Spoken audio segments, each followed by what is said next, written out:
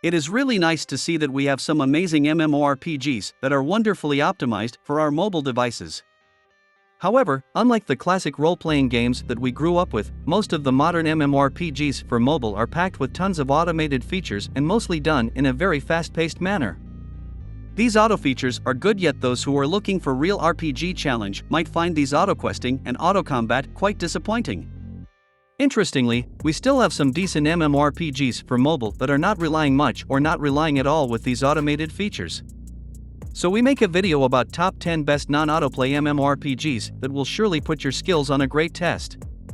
So without further ado, let's kick it off. Number 10. Evil Lands, Online Action RPG. Evil Lands is a fun semi-open world online 3D action RPG with PvE and PvP, no card systems, no energy systems, and no VIP systems.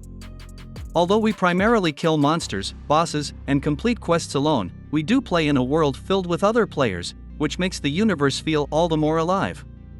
The graphics are above average, combat is fluid and fast-paced, there are lots of skills to unlock and level up for each class, and an attribute system allows us to truly customize our build to all of which love. The game does have its minor flaws, such as a too low monster respawn rate, but at least the monetization is relaxed. Number 9. World of Prandis. World of Prandis is the first 3D MMORPG on mobile where I have gotten completely lost in its open world because I was busy exploring, collecting herbs, and slaying enemies, and loved every second of it. There are no auto systems, plenty of raids, player-to-player trading, an auction house, 6 classes, and 3 races. Most noteworthy is the combat system, which offered one of the most exciting PvE battles. The art style is fine but not astonishing, all text is horribly translated, and the game allows us to unlock new gear through boxes gathered in-game and through in-app purchases, which means the game might become slightly pay-to-win near cap. Number 8. Villagers and Heroes. Villagers and Heroes is a 3D MMORPG with 11 different villager skills, woodcutting, fishing, smithing etc., and 4 different classes to pick. The game focuses on offering an open, cartoon-style world to explore in a classic MMO-style gameplay loop, which involves questing, crafting, gathering, and more. The graphics aren't amazing, but if you're looking for a hardcore game to dive thousands of hours into, this is your game.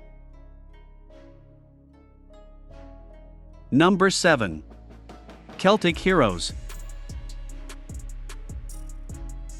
Celtic Heroes is a huge classic, no auto stuff, 3D MMORPG that still gets consistently updated and has an active community.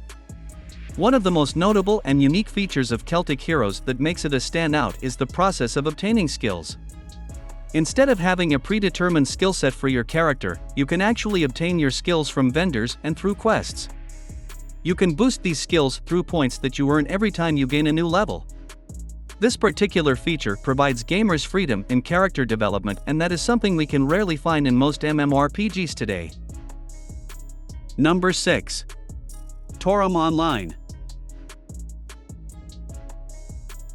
Toram Online is a fully fledged open-world MMORPG for mobile, with lots of story-driven quests.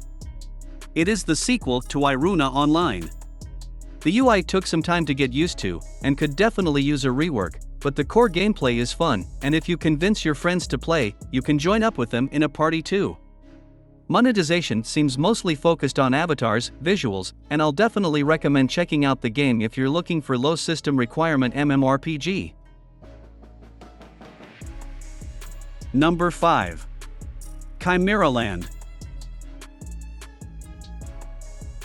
Chimeraland is an open-world sandbox survival MMORPG by Tencent-owned PUBG mobile publisher Level Infinite. With a huge world and lots of ancient beasts to fight, the game attempts to create a Monster Hunter-like combat experience on mobile. Add to that a player-driven economy where we collect resources, trade with others, capture monsters, build a home, and craft everything from potions to equipment, and you've got a game that has got a lot going for it. Not to mention that there is a bunch of co-op content and no auto systems. Unfortunately, the game is currently too rough around the edges. For example, the UI is full of convoluted menus, and the first play experience isn't exactly great. Number 4. Adventure Quest 3D. Unlike most MMORPGs today, Adventure Quest 3D will not rely on autoplay features.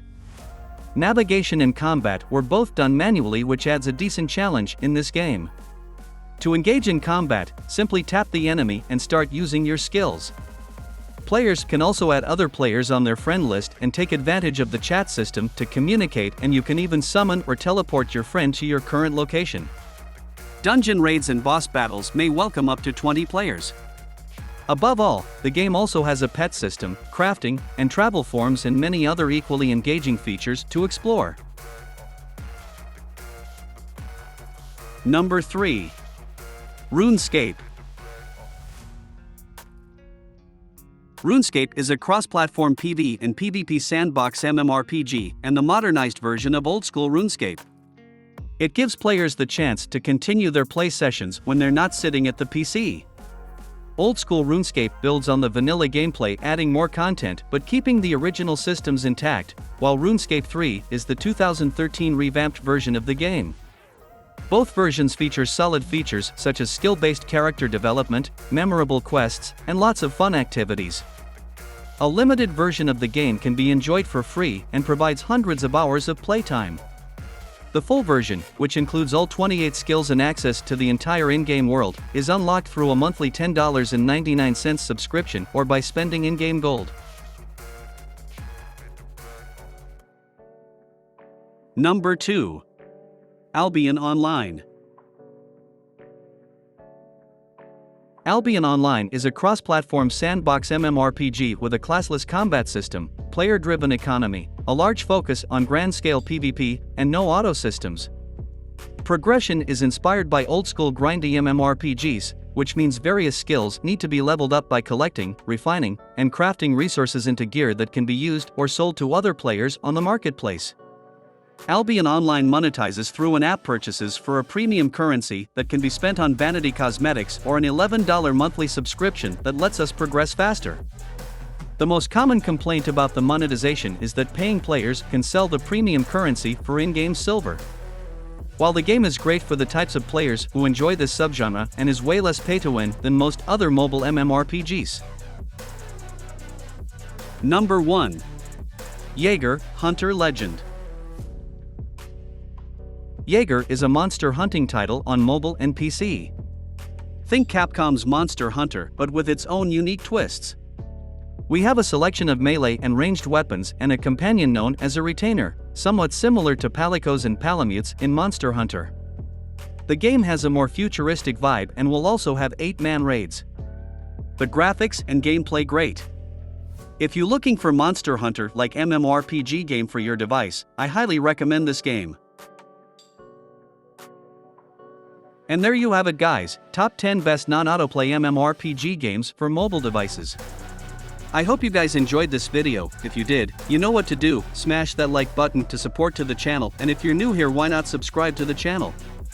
We put out new videos every single week and you don't want to miss out. I will see you the next time.